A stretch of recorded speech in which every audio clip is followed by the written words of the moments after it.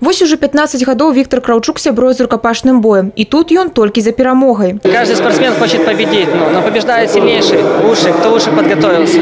Занимаюсь рукопашным боем, и я думаю, это достойный вид спорта, который можно посвятить свою молодость.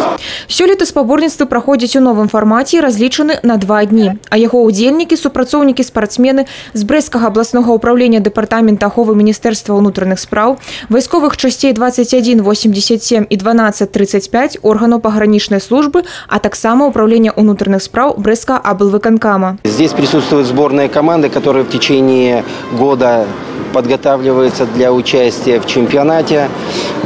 Данный чемпионат – это соревнования, которые мы проводим в преддверии чемпионата БФСО «Динамо», который тоже будет проходить в городе Бресте в апреле месяца. На этом чемпионате будут участвовать все ведомства-учредители.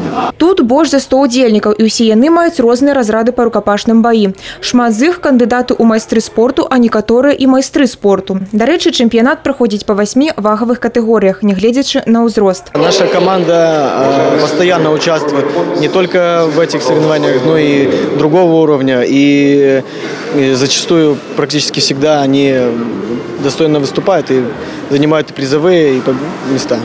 Перед поединком играет очень адреналин, волнуешься, переживаешь. А уже в процессе, когда вышел на ковер, уже все это забываешь и просто работаешь.